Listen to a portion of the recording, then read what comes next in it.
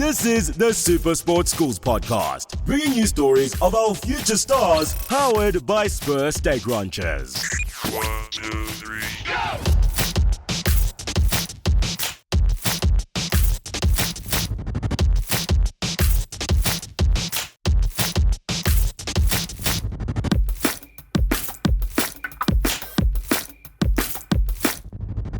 Hello, it's the SuperSport Schools podcast brought to you by Spur, and I'm Alex White. We have a bit of a different episode today. It's the end of term 2, and so I'm going to go over some of my favorite school sporting moments of the term. Now, obviously, I'm going to miss out on many great moments that you might have seen, but the beauty of SuperSport Schools is that many of these moments get far more exposure than ever before. The moments I've chosen are special for many different reasons, and they span multiple sports and multiple teams. This past weekend was Derby weekend in the southern suburbs, and just behind me is the Tinky Haynes Field, where Bishops visited Rondebosch on Saturday and were able to defend a 5-point lead with Rondebosch right on their line for the final few minutes of the game. It was tense, it was exciting, and as a Bosch boy, it was a disappointing result. But there is a reason why this game was special, beyond the rivalry and history that is synonymous with so many great derbies across sports and around the country. So often in school rugby, we think of breakaway tries, flair, champagne rugby, kick to the corner, not to the posts, and points galore. But on Saturday, it was the hugely anticipated, always tightly contested Bish-Bosch derby, and in the second half, not a single point was scored. Both teams performed tremendous defensive efforts. There was grit, determination, no one giving away anything, fighting until the final whistle. There hasn't been a Bish-Bosch derby for a very long time where no points were scored in the second half, and that's what I love about school sport. Even with all the history and expectation, you can still be surprised. But sometimes it's not the sport itself that's the only surprising thing. I've been in commentary for a few rugby games this year, and I always enjoy finding new ways of conveying the moment. You don't just want to be saying, "Wow, that's good," over and over and over. However, I don't think this athletics commentator had a problem here. I've never heard so many ways of saying the same thing completely differently each time. Oh, and it was also an amazing 200-meter race. Have a listen to this passion. Out clean is the man under 20, 200 meters. Lakman Khabir is going to be chasing the man on the outside of him. Karim Abdrahman Karim van der Walt Khabir. He's going to be Tommy on the middle of the park. Is Armand having what he's got? It's going to be the man Abdrahman Karim. Will the man Armand come back at him? It is the 200 meters. He looks at him. Armand takes it. And a 20.77. Brilliant race. Cometh the hour, cometh the man. He looked out of the race. He stuck to his gun. He put the hammer down through the kitchen sink. Choke slam, everything for the gold. Herman van der Walt, national champion, under 20. Now, as I mentioned, I went to Rondebosch. It's an all-boys school, and there is a sport I'm currently obsessed with that I didn't know much about at school as a result, and that sport is netball. It's massive here on SuperSport Schools, and we have the World Cup coming up in Cape Town this year as well. Now, we all know that for rugby, we get some of the biggest schoolboy attendances in the world in South Africa. Hilton Michael House is one of the biggest social events in KZN, and the Paarl Derby is the most attended schoolboy rugby derby in the world. But a couple of weeks ago, we witnessed one of the most magical school netball derbies we've had the privilege of covering on SuperSport Schools. Potchefstroom and Potchefstroom went head-to-head for their annual FNB Classic Clash. Schoolgirls and boys, families, friends and staff surrounded the court, creating an incredible atmosphere for the players. And I know that I'm not alone in discovering new sports, learning about new derbies and trends, and having a greater appreciation for the incredible sport across this country. So here are some of the top netball goals of the Term 2 season, and I guess the year season so far. While I have watched many netball games this year, I've never played netball. The closest I've come is basketball, and that is still quite different. At school, there was a basketball court we used to run around on at break. Every now and then, someone would bring a basketball, and we'd have mini games on the court, in amongst the other boys who were just trying to enjoy their break, while also on the court, so it was typically chaos. But shooting with a backboard was difficult enough. The perfection required from netball intimidates me. I think as someone who comes from rugby, I would find it incredibly difficult to freeze my momentum when I catch the ball. Keep that 1 foot still, 100% so I would fall over. But these goals are fantastic. Just look at the calmness under pressure, the precision, over and over and over again. It's amazing. Now, let's talk about some unexpected difficulties. Earlier this year, MD of SuperSport Schools, Gerard Steyn, was on the show to talk about the future of SuperSport Schools and where it's come from.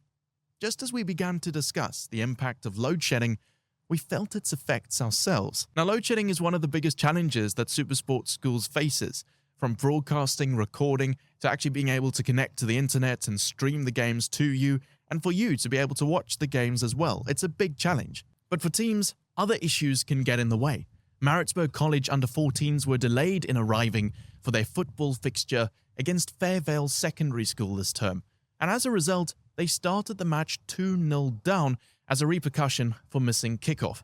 But that didn't matter for college, because they came back, showed incredible fighting spirit, and won the match 3-2. Sometimes, though, the way a season is laid out and how the victories fall can set up encounters that are anticipated more than they might have been otherwise. Let's look at when Sax and Paul Roos's first hockey sides met earlier this month. At that point, Sax were ranked by some as the top schoolboy hockey side, and they'd scored 73 goals in their previous 13 matches while conceding only 10. Paul Roos had won 20 matches on the bounce, during which they only conceded 9 goals. Paul Roos won the previous encounter during the annual Hibbert Shield final in Oberga 3-2. So in this case, because of how the season panned out, an epic clash was set up. And on the day, Sax showed why they are rated so highly by absorbing the pressure, thriving, and winning by 3-1. In that case, it was an encounter that had pundits drooling because it was so hard to call before the time. In other cases this term, we've seen historical upsets. One such surprise was when Eegea Janssen beat Monas 41-17 on the Ras van Rooyen. And it isn't just the scoreline that's worthy of comment. It was Monas's first defeat in the Noordval Cup since 2019, 4 years ago. Back then, they lost to Hultmekaar in the semi-final. Also, interestingly, this was Eegea Janssen's first win over the mighty monument since 2015. A hat-trick of tries from Eegea Janssen's centre, Jeandre Jacobs, as well as a 50-metre dash to the try line by David Twala, sealed a decisive victory for the visitors. Both are players who we've mentioned on this show before. David Twala, who plays fullback, kicked for his team too and was man of the match. Eegea Janssen, who have not lifted the Noordval Cup in a decade, and Garsfontein remain unbeaten this season. One of the most popular competitions on Channel 216 this year has been the Gauteng Development League, or GDL, for football. And the drama has been all over our SuperSport Schools social medias. This is not really a single moment for me, but an appreciation for a league having more exposure than ever before. We've seen some amazing goals. Whether it's firing it into the top corner or pulling off a stoppage time win, the league has been full of surprises and incredible performances. One of the top team performances of the season was when Westville Boys High couldn't stop scoring, beating DHS by 5-1. That victory moved them to the top of their group in the KZN Coastal League, and there are many more stories like that in the GDL. We all know South Africa is a land of great inequality in opportunity, but often raw talent, prowess, and champagne rugby can be found anywhere across our 9 provinces. We are so blessed with talent. This term, SuperSport Schools streamed the Wongaletu High School Annual Rugby Festival. It was the second occurrence of the event and took place in the Eastern Cape. For me, it was full of amazing moments that showed even without the semi-professional support many top rugby schools have in this country, the game is alive and well, and the talent is overwhelming. Starting with a number 4 charging down the line, beating the back line, chased not by a wing or a fullback, but by a tight head prop. Then there was some more traditional hot stepping from a number 12, a number 15 running the gauntlet, beating everybody and scoring solo, followed by opportunism, handoffs, celebrations, dropkick conversions, dummies from barefooted 9s, grubbers to the corner, skip passes, up and unders, fantastic fans, great sportsmanship, and to top it all off, using a boot as a kicking tee to take a conversion. We're going to take a quick break here on the SuperSport Schools podcast. I'll be back in just a couple of minutes to talk more about my favorite moments of the Term 2 season. In the meantime, let us know on social media, what have you enjoyed the most of the Term 2 school sports season so far?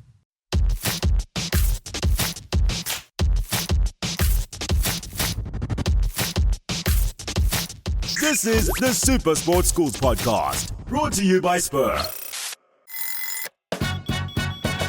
Come on, wake up now. Who got zombie? Wake up now. Sequilatos cat. Wake up now. Who got my sign?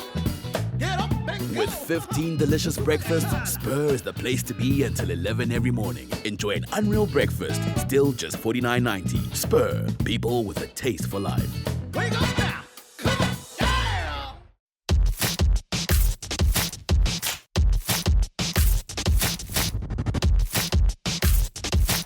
This is the SuperSport Schools podcast, brought to you by Spur. If you watched the URC this year, you might know that world-famous social media personality, the rugby guy, was in Cape Town for the final. He's the expert when it comes to the goose step. It's powerful, it's dangerous, and it can be deadly, and he loves rating them out of 10. I remember in under 13 being goosed for the first time as a fullback, and I was left absolutely discombobulated, face down in the dirt. But this was something special. The solo performance from the under-16A encounter between Grey College and Selborne College was given a 9.5 out of 10 by the legend himself, the rugby guy. And that clip has been viewed almost 1 million times on social media. It's just that good. Finesse isn't limited to rugby though. In this clip from a football match between DHS and Hillcrest, we see Hillcrest's 15 is under pressure. He uses some clever footwork but is overwhelmed. Then some good teamwork sees DHS's number 17 calmly tap it into the net. I'm pretty sure even if I was playing FIFA, I would have kicked that ball well into the crowd. It would have missed the net by 5 meters. The calm control from DHS is just unreal. And that's why this is one of my moments of the Term 2 season. Something else I remember is the early mornings from my rugby days. Now, I only played until grade 7, so typically my games started between 8 and 10 a.m. And in the middle of winter, they were cold. They were wet, much like today here in the Western Cape. And often, though, they were muddy. But I don't think they were ever quite as muddy as the encounter between Sachs and Paul Ruiz earlier this year. I'm a referee. I don't know how you could have told the difference between anyone in that match. Every single player was covered head to foot in mud. It was chaos, and I'm sure the field took a proper beating as well. And yes, massive appreciation to anyone who was involved in cleaning those kits. Now, for some honorable mentions. If you don't know, SuperSport Schools streams a lot of our sport using AI cameras. This allows us to capture the whole field and let the AI do the work of following the ball. It's great with hockey, football, rugby, etc. And it's also because we can't get people to every single match in the country every weekend. But the AI camera at Hilton captured its own demise earlier this term during a match between Hilton College and Pretoria Boys when the ball was kicked straight into it. It caused chaos, but luckily they got it up working again quite quickly. The Wildeklaver Rugby Festival gave us some amazing tries this term. TS Galaxy's goalkeeper made a match-winning assist when his team beat Tuks in the GDL.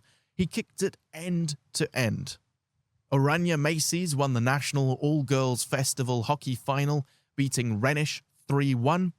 And the SuperSport United FC striker introduced a FIFA 24 celebration that I think we can all agree we want to see next year. Finally, a moment that was very special for me personally. Earlier this year, Tim and I interviewed Tahira Augusti at the Standard Bank St. Mary's Hockey Festival, and we spoke to some players and coaches at Noordzeit at Uffies. You might have seen those 2 episodes, but at the same time, I was lucky enough to be put on commentary for 2 early morning games at Noordzeit in Pretoria, alongside former Springbok prop Lawrence Sipaka. One of the games I commentated was Uffies against DHS, the second 15s.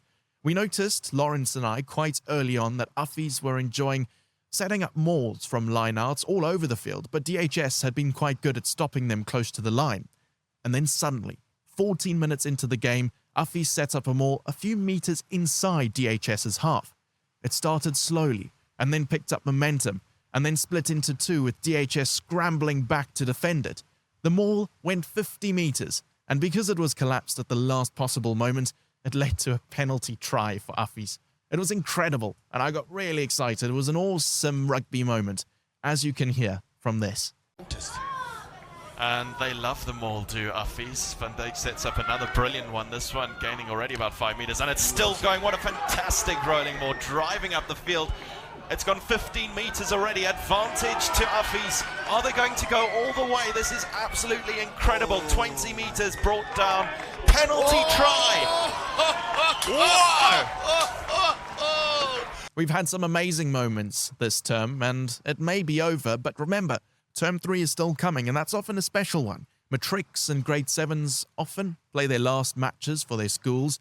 Derbies are more emotional, more final, more important as a result. I remember my last rugby match I played was Bish Bosh, and my team lost, but it was the most amazing game I've ever been a part of, and of all the rugby matches I've ever played, it's pretty much the only one I remember and enjoyed the most. We're halfway through the winter season. You wouldn't think it's sitting here in the pouring rain at Rondebosch, but teams, coaches are soon going to be going back to the drawing board and preparing for the next season. But first, over the holidays, we have action all over the country. Various netball tournaments that we'll be bringing to you on SuperSport Schools are going to be taking place. The hockey IPT that we're going to be discussing a lot more on this show takes place. It starts not this, but next weekend in Bloemfontein. And then the various rugby weeks, including Craven Week at Outeniqua High School in George, are taking place. We'll be discussing all of that on the show, and on SuperSport Schools, you'll be able to enjoy it all. Thank you so much for joining me on this episode of the SuperSport Schools podcast, brought to you by Spur. We want to hear from you. What has been your favorite parts of Term 2 school sport? Do you have any moments that have stood out? Remember, the SuperSport Schools podcast has new episodes every Wednesday at 7 p.m. on DSTV channel 216, on YouTube, our app, and wherever you get your podcasts. Until next time, I've been Alex White. Thanks so much for joining me. Bye-bye. This has been the SuperSport Schools podcast, bringing you stories of our future stars, powered by Spur Steak Ranchers. And now the podcast from Joy